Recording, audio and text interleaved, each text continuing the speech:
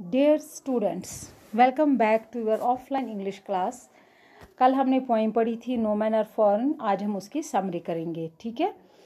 No man are foreign ये किसने लिखी है? जेम्स किरकप ने। तो this is an anti war poem that teach the basic oneness of mankind and folly of going to war.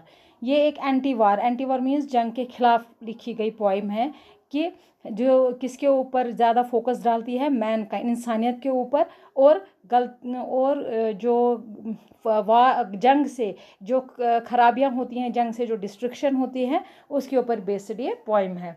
The poet says that no man are strange and no countries are foreign. ये कल भी मैंने आपको समझाया था कि poet बोलते हैं कि कोई भी मैन जो है, कोई भी इंसान जो है वो ना अजनबी है और कोई भी जो मुल्क है वो फॉरेन नहीं है।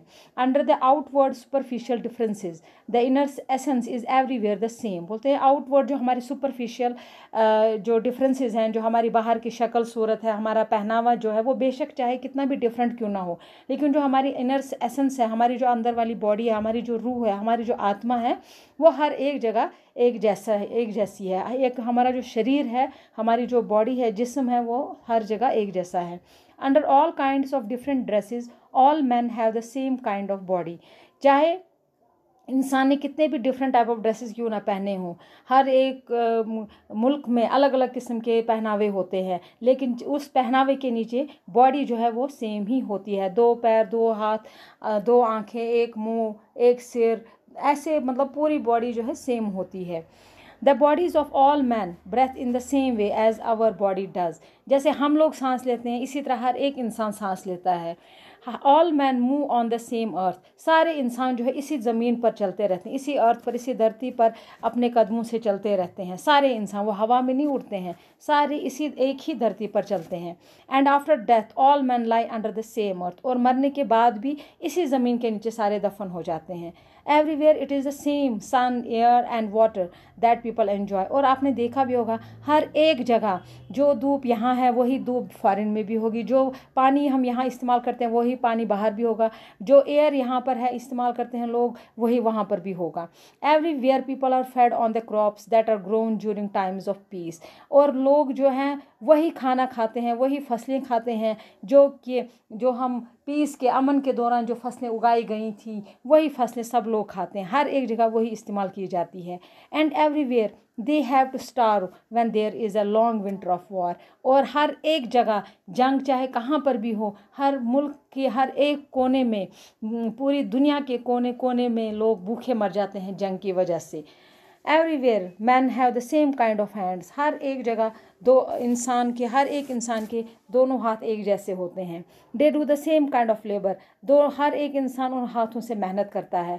They have the same kind of eyes that wake and sleep. और आंखें भी हमारी सेम हैं, जो जागती भी हैं और सोती भी हैं।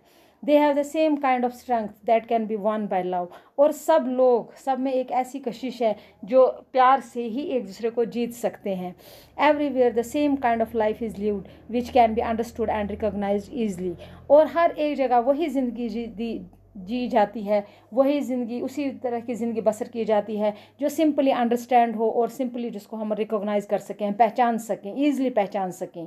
Therefore, the poet says that we should not heed those who tell us to hate others. और इसलिए poet जो है वो बोलते हैं कि हमें कभी भी उनकी बातों पर कान नहीं देना चाहिए, कभी भी उनकी बातें नहीं सुननी चाहिए जो ये बयान देते हैं, जो ये बोलते रहते हैं कि उस मज़हब के साथ नफ़रत करो, इस मज़हब के साथ नफ़रत करो। तो नफ़रत तो कोई भी मज़हब नहीं सिखाता है।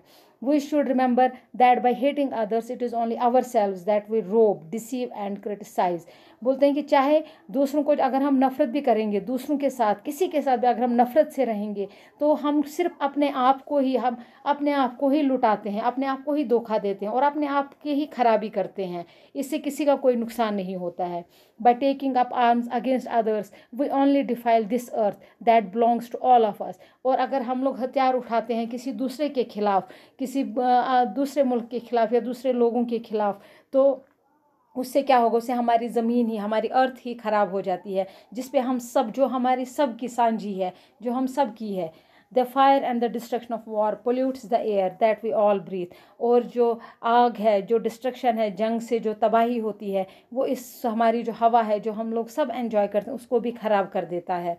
So the poet asks us to remember that no man are foreign and no countries are strange. इसलिए पोइट जो है वो हमें यही बोलता है कि हमेशा यही याद रखो कि कोई भी इंसान न फॉरेन है, कोई भी इंसान न बाहर का है, विदेशी है, और ना ही कोई कंट्री अजनबी है.